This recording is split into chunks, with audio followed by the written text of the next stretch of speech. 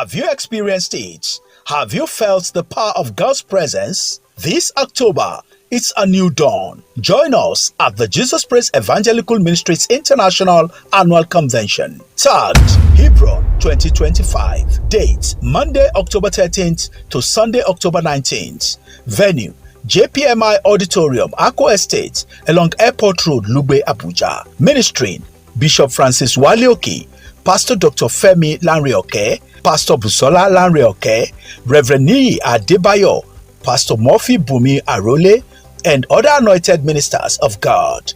Monday 13th to Thursday 16th October is Ministers Conference with morning glory sessions 9 a.m. daily and evening power pack sessions 5:30 p.m. daily. Friday 17th is our Night of Solution, time 9 p.m. till dawn. Saturday 18th at 5 p.m. is our Love Feast and Asun Nights. Sunday 19th is Grand Thanksgiving Service, time 7 a.m. It's your season of transformation. It's your time for a new dawn. For inquiries and support, call 0813-532-6059 or 0813-643-7597 or give to JPMI Convention account. Bank name FCMB. Account number 758-851-1062. Join us, experience God, and walk into a new dawn. Wise people are intentional about who should be my friend. They look for it the way they look for job.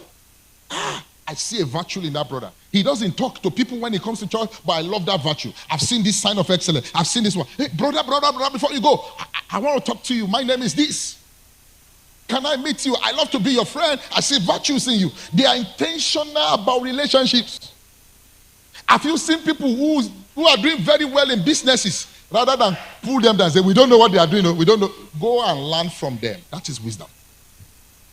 Go and be friends with them. You can replicate success if you follow the principles. It's wise people, they are intentional about relationship they keep. They do. Matthew chapter 5 verse 23 to 24. Matthew 5, 23 to 24. Are you there?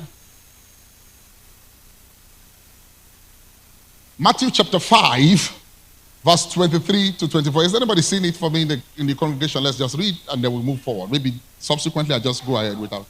Therefore, if thou bring thy gift to the altar and they remember that thy brother hath aught against thee, yes, leave thy gift before the altar and go thy way. First be reconciled to thy brother and then come and offer thy gift. God says, you are bringing me gifts. It's God who is bringing. He said, I'm not as much invested in what you are bringing me, the offering you are bringing me. He said, I'm not interested in it like a relationship that you have. He said, in wisdom, I need you to have wisdom to relate better. Because most of the knock you give the gate of heaven, if you have your relationship well built, you won't disturb God about it. Most of the things you ask God to do, relationship can sort it. The answer existed before the question is set. Solution came before problems. And if you have I've told you, there are people who, I know people, and I don't know if there's anyone like you, who have fasted to get an admission. You did true fasting because you wanted admission. Can I see your hand? Thank you. I have one here. You fasted to get admission. You fasted. There are people who, by phone call, I'm sure you know, what is fast? By phone call, got the same admission. There are some of you who fasted and poured oil to get a job. There are guys in their house that they gave 3 jobs. You see, the only time they needed prayer is to know which of the 3. One of the 3 jobs, you have done 3 days fasting, you've not gotten it. Relationship brought it for them, what you have not gotten by fasting. So God said, look, before you bring that offering, will you tidy up that relationship?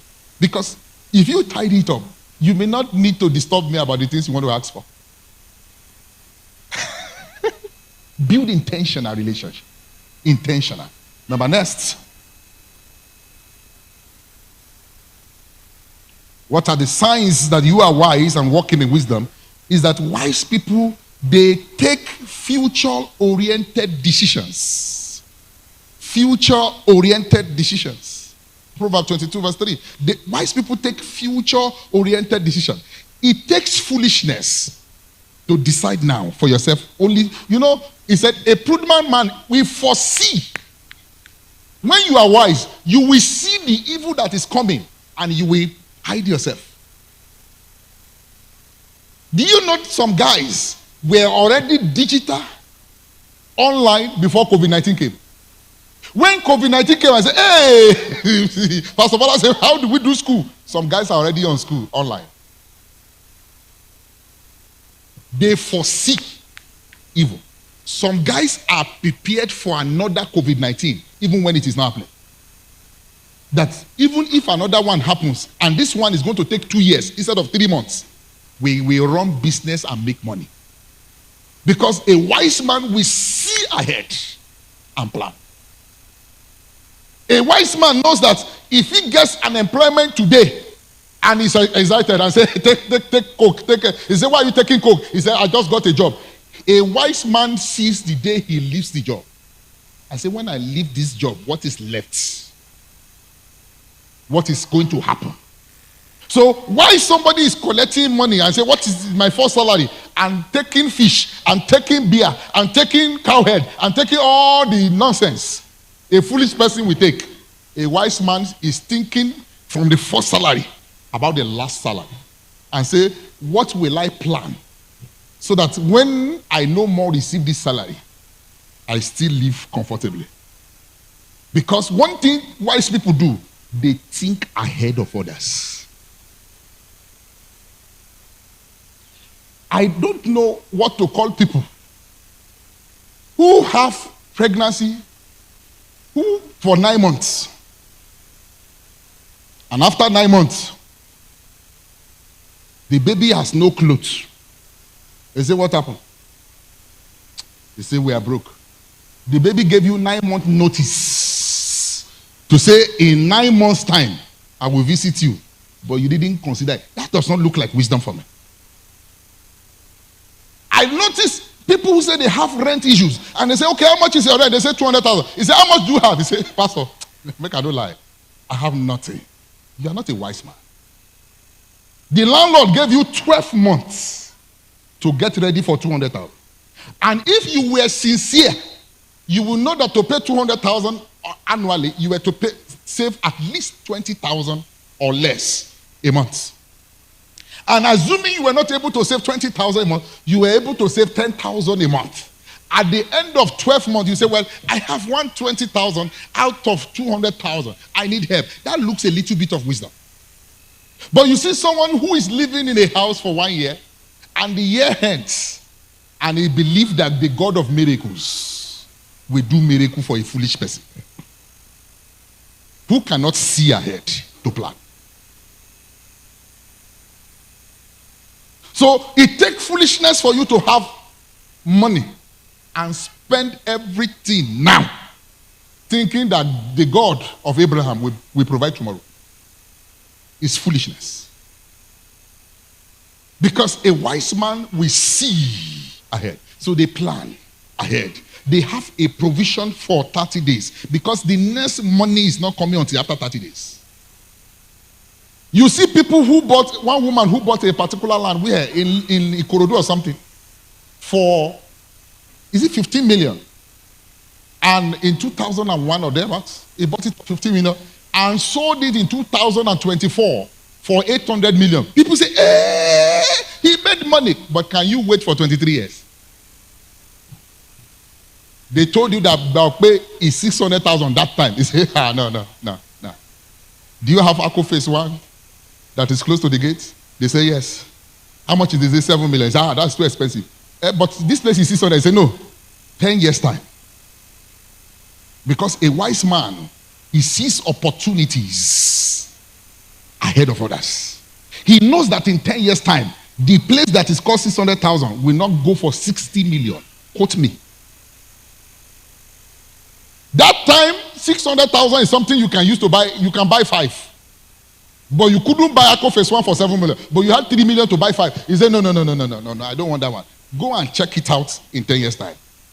Your 3 million will not buy one foot. But a wise man will think ahead.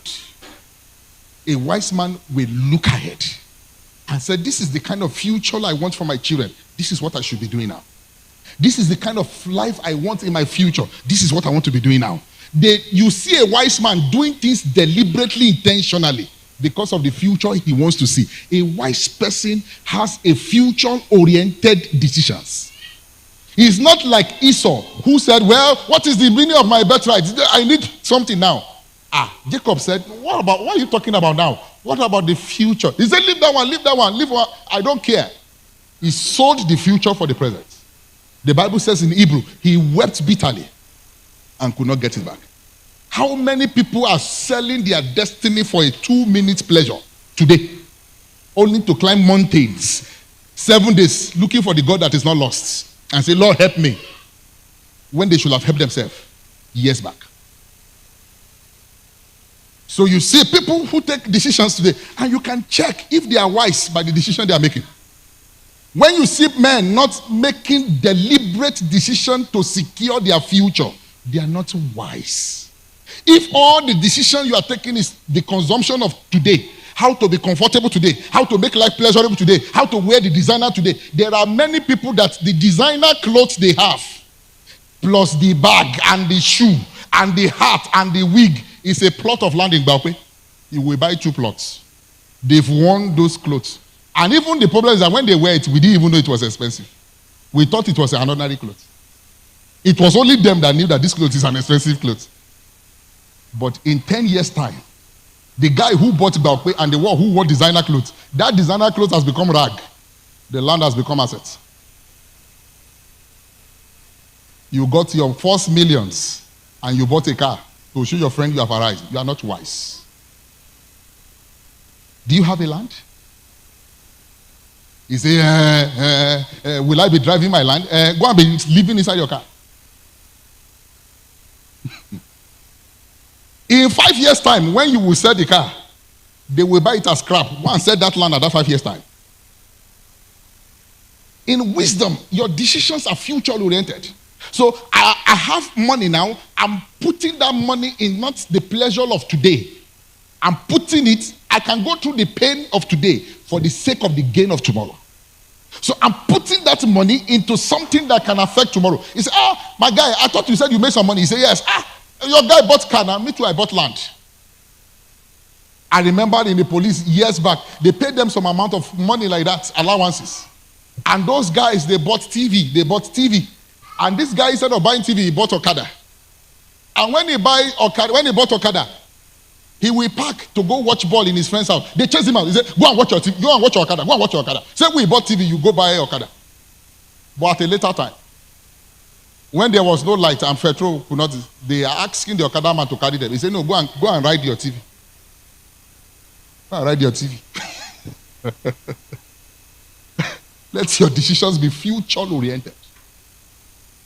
I encourage you to buy a land before you buy your car. And stop all these foolish designer things when your life has no design. Get a design for your destiny first before you start buying your designer bags. Make an investment that impacts the future. Buy shares on MTN for your son that you are yet to give birth to. Put the name of that child and buy shares. Buy in Nestle. Let that guy go to 23, 25 and meet millions of naira. He said, Daddy, how did you do it? He said, I only bought 25,000 naira before your mommy conceived you. He said, really? He said, yes, but 25 years after, you are a multi-millionaire. I bought an investment. You are a shareholder. So the boy, before he was born, he was a partner of a multinational company. You are securing his destiny, putting his mentality into something great. You know, somebody was saying, he said, look, poverty is not just the absence of money. It is a spirit on its own.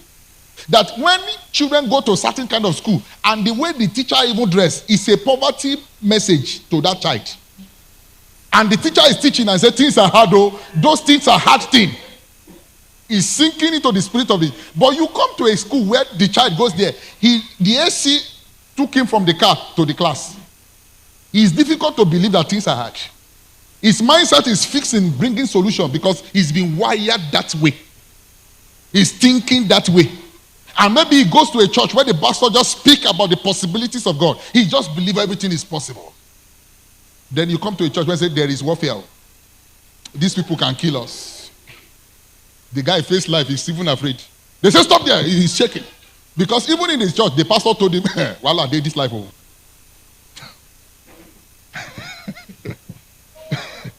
It's a function of the environment.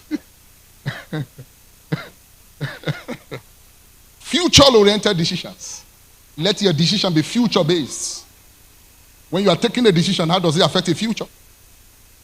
If you are making a relationship, how does it affect the future? If you speak a word, how does it affect the future? What you are doing now, how does it affect the future? The spouse you want to marry, how will she fit into the future you see? The man you want to answer yes to, how does it fit into the future God showed you? Does this man belong to that future? Can you see him fitting into that future? Be future-oriented. Think 10 years' time. Think 20 years' time. There are people today, the only thing they think now is today. Once they eat today, God, what will we eat tomorrow? Life is beyond eating. Can you see tomorrow? The guy who oriented a ChatGPT, the guy who started it, he said a greater problem is coming in 10 years' time. He said ChatGPT will not just be in the computer. He said there will be something called human intelligence. He said this human intelligence, the only different thing between him and human being is that the human intelligence will not have human spirit. He said then the problem is that companies will prefer it to human beings.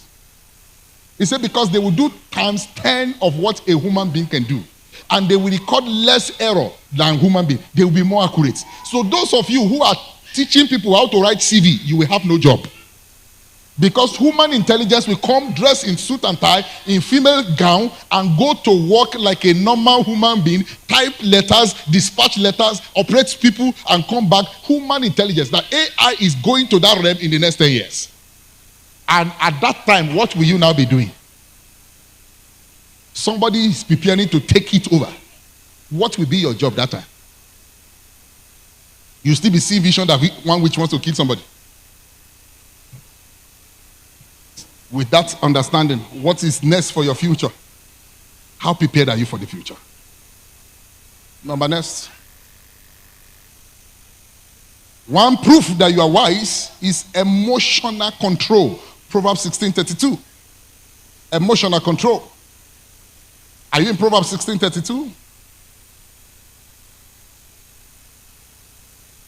Proverbs chapter 16, verse 32. He that is slow to anger is better than the mighty, and he that ruleth his spirit is better than the one who take a city. The one who rule his spirit is better than the person who has taken a city.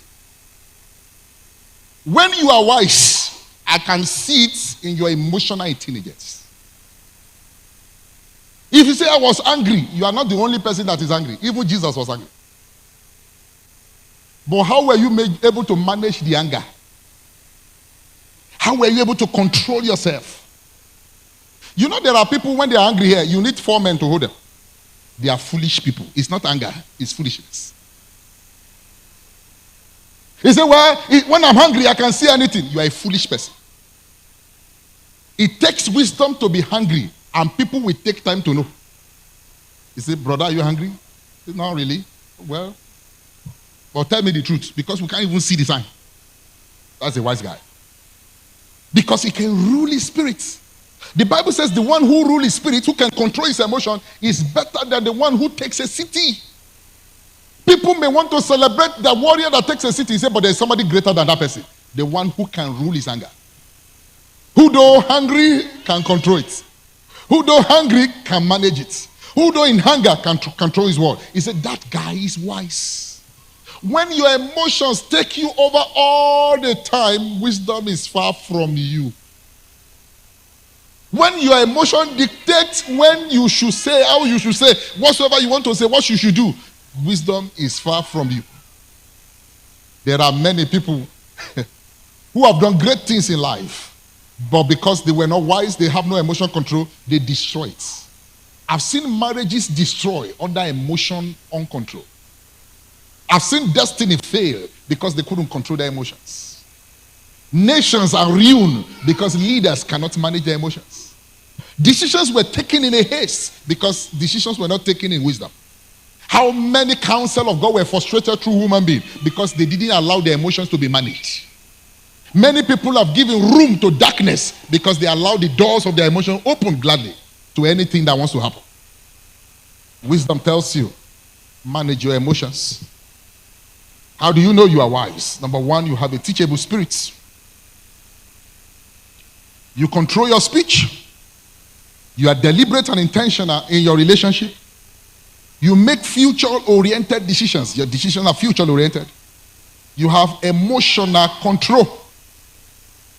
Number next, because of my time, I'm looking at which one to tell you around. Okay, let me add maybe two more. There is humility, there's justice. Learn and seek to be better. One thing about leaders or wisdom, people who are wise, is that they seek to learn. A wise man learns. And I tell you, life is always teaching you something. Are you always learning something? Because there will always be two teachers in your life. The intentional teachers, the unintentional teachers. When you go to the classroom and go to Safe Heritage and go to which school, you are going for intentional teachers. You go to the university, intentional. There are people who are unintentional teachers. When you come here, you are coming as an intentional student. You want to learn, you are intentional. But there are things happening to you, around you, that God is teaching you through them. And you can't be unconscious learner except you are not wise. You've gone to somebody who has diabetics and you greeted the person, sorry, hey, how did it happen? But you saw crate of Coke. He said, are you selling Coke here? He said, no, I can't go one day without taking Coke. You've learned. If I don't want diabetes, I must not be drinking Coke the way this guy is drinking it. That's all. It's an unconscious teacher. You must not be an unconscious learner. You've gone to a family, the way the husband and the wife were fighting, in trying to separate them, your eyes they hit one head. You are still treating it. Then you say, excuse me, what happened? What happened? What happened? As the man is speaking one, the wife said three. Okay. An unconscious learner. You've learned. It's not an intentional teacher. It's an unconscious learner. You've seen your neighbor, how their children became wayward, and you wonder why their children is wayward. And you look at their parents, that they have no time. An unconscious teacher, but you are a conscious learner. A wise man seeks to learn. If he sees somebody sing well, he says, hey, Sister Noah, I love the way you sing. Tell me, how do you practice? But when you say a foolish man, no, what is this thinking that they are praising? No, he's a foolish person. If she sang well, hey, sister, can you tell me? I love it. People were blessed. Can you tell me how you do it? And they say, well, every night I pray for 3 hours. He said, hey, are you praying because you want to preach? He said, no, because I want to minister. I pray every hour, 3 hours before I minister. Okay, let me learn it. That's a wise person. They don't envy you. They learn. Must I tell you the truth? You are unwise. If you graduated 5 years ago and you didn't have additional qualification, you are not a wise person. They say BSc, Animal Production and Health, 2002. They say, what is next? He said, that's all. You are not a wise person. A wise person must have learned. Where's your masters? Have you had it? Have you experienced it? Have you felt the power of God's presence? This October, it's a new dawn. Join us at the Jesus Praise Evangelical Ministries International Annual Convention. Tagged Hebron 2025. Date Monday, October 13th to Sunday, October 19th. Venue JPMI Auditorium, Akko Estate, along Airport Road, Lugbe, Abuja. Ministering Bishop Francis Walioki, Pastor Dr. Femi Lanreoke, Pastor Busola Lanreoke, Reverend Niyi Adebayo, Pastor Murphy Bumi Arole, and other anointed ministers of God. Monday 13th to Thursday 16th October is Ministers Conference. with morning glory sessions 9 a.m. daily and evening power pack sessions 5:30 p.m. daily. Friday 17th is our night of solution, time 9 p.m. till dawn. Saturday 18th at 5 p.m. is our love feast and asun night.